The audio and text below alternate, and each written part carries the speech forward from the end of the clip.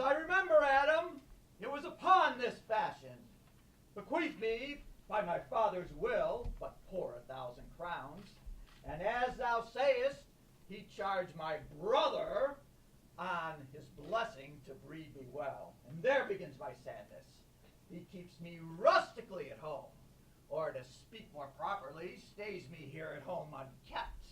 Recall you that keeping for a gentleman of my birth that differs not from the stalling of an ox? This is it, Adam, that grieves me, and the spirit of my father, which I think is within me, begins to mutiny at this servitude.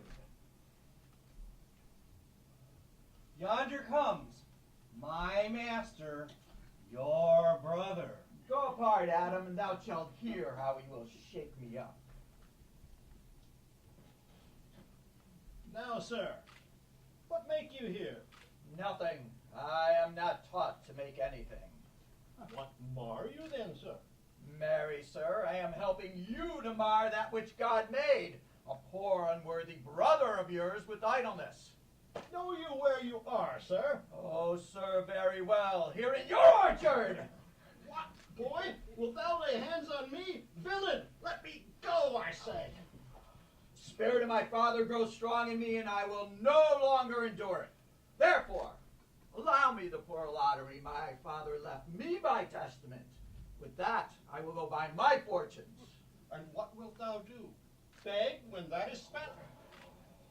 Well, sir, get you in. You shall have some part of your will. Get you with him, you old dog. This old dog, my reward. Most true. I have lost my teeth in your service. God be with my old master.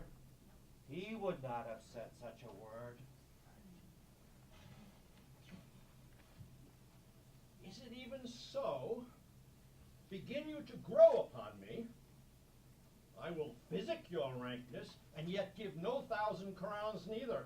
Hola, Dennis! Calls your worship? Was not Charles, the Duke's wrestler, here to speak with me? Call him in.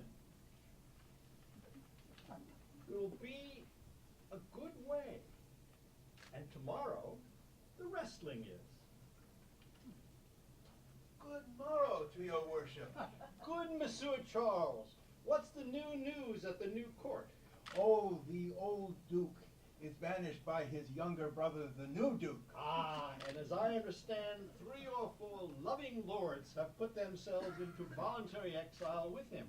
Can you tell if Rosalind, the Duke's daughter, be banished with her father? Oh no, for the Duke's daughter, her cousin, so loves her that she would have been exiled with her. Yea, or have died to be left behind her. They were ever from their cradles bred together, and never 2 ladies loved as they do. Where will the old Duke live? They say he is already in the forest of Arden, and many merry men with him. Ah, and there they live like the old Robin Hood of England. What, you wrestle tomorrow before the new Duke?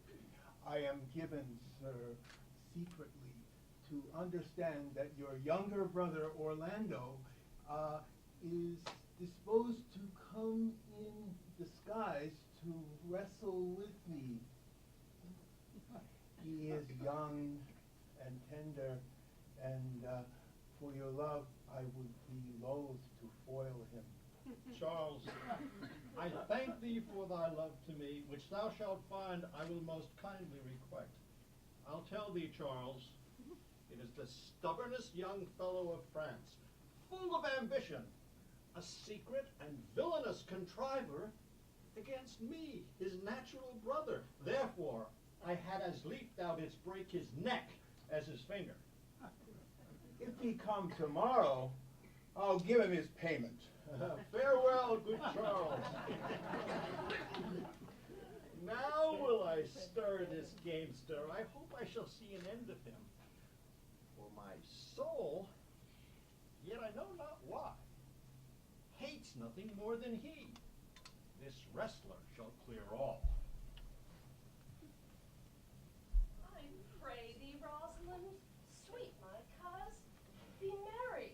Dear Celia, unless you could teach me to forget a banished father, you must not learn me how to remember any extraordinary pleasure. You know my father hath no child but I, and truly when he dies, thou shalt be his heir. For what he hath taken away from thy father perforce, I will render thee again in affection. Therefore, my sweet Roz, my dear Roz, be merry. From henceforth I will, coz. Mistress, you must come away to your father. Were you made the messenger? No, by mine honor, but it was meant to come for you. You'll be whipped for slander one of these days. The more pity that fools may not speak wisely. What brave men do foolishly. By my troth, thou sayest true. For since the little wit that fools have was silenced, the little foolery that wise men have makes a great show. Here comes Monsieur Lebeau, With his mouth full of news. which he will put on us as pigeons feed their young. Bonjour, Monsieur Lebeau. What's the news? Dear Princess, you have missed much good wrestling sport. I will tell you the beginning, and if it please your ladyships, you may see the end, for the best is yet to come. And here, where we're standing, they are coming to perform it. Well, the beginning, that is dead and buried. Well, there comes an old man and his 3 sons. The eldest of the 3 wrestled with Charles, the Duke's wrestler, which Charles in a moment threw him, broke 3 of his ribs. There's little hope of life in him. So he served the 2nd. And so the 3rd. Yonder they lie, the poor old man, their father, making pitiful dole over them. But what is the sport, monsieur, that the ladies have lost? That which I speak of. Thus men may grow wiser every day. It is the first time that ever I heard breaking of ribs was sport for ladies. But is there any else longs to see this broken music in his sides? Is there yet another dotes upon rib breaking? Shall we see this wrestling, cousin? Come on, since the youth will not be entreated, his own peril on his forwardness. How now, daughter and cousin, have you crept hither to see the wrestling? Aye, my liege, so please you give us leave. You will be little delighted that I can tell you. In pity of the challenger's youth, I would fain dissuade him, but he will not be entreated. Speak to him, ladies, see if you can move him. Young gentlemen, your spirits are too bold for your years. You've seen cruel proof of this man's strength. Embrace your own safety and give over this attempt. Do, young sir, your reputation shall not therefore be misprized. We will make it our suit to the Duke that the wrestling might not go forward. I beseech you, punish me not with your hard thoughts, wherein I confess me much guilty, to deny such fair and excellent ladies anything. But let your fair eyes and gentle wishes go with me to my trial, wherein if I be foiled, there be but one shamed who is never gracious, if killed, one dead who is willing to be so. Only in the world I fill up a place which may be better supplied when I have made it empty. What little strength I have, I would it were with you. Your heart's desires be with you. Come, where is this young gallant? And you mean to mock me after you should not have mocked me before, but come my ways! Thy speed, young man.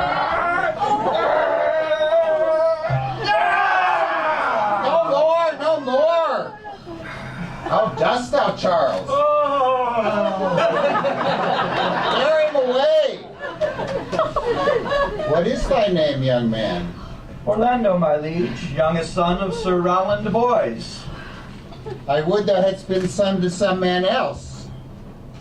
The world esteemed your father honorable, but I did find him still mine enemy. But fare thee well, thou art a gallant youth. I would thou hadst told me of another father. Gentle cousin, Let us go thank him and encourage him. My father's rough and envious disposition sticks me at heart. Sir, you have well deserved, and if you do keep your promises in love but justly, as you have exceeded all promise, your mistress shall be happy. Gentle man, wear this for me, one who is out of suits with fortune, who would give more, but that her hand lacks means. Shall we go, coz? Aye, fare ye well, fair gentlemen. Cannot I say I thank you? Oh, my better parts are all thrown down, and that which here stands up, a mere lifeless block. He calls us back. My pride fell with my fortunes. I'll ask him what he would. Did you call, sir? Sir, you have wrestled well and have overcome more than your enemies. Will you go, coz? Fare thee well. Oh, what passion hang these weights upon my tongue! I cannot speak to her, yet she urged conference. Oh, poor Orlando, thou art overthrown. Or Charles, or something weaker, Master Z. Good sir, I do in friendship counsel you to leave this place, albeit you have deserved high commendation, true applause, and love. Yet, such is the Duke's condition, he misconstrues all that you have said. I thank you, sir, and pray you tell me this.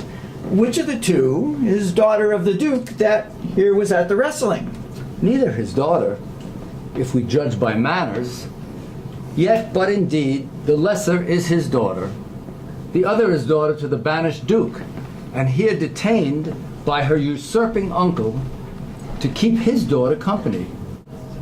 His loves are dearer than the natural bond of sisters. But, let me tell you, this Duke has taken displeasure to his gentle niece. Fare you well, sir. Fare you well. Thus must I, from the smoke into the smother, from tyrant Duke unto a tyrant brother. But heavenly Rosalind!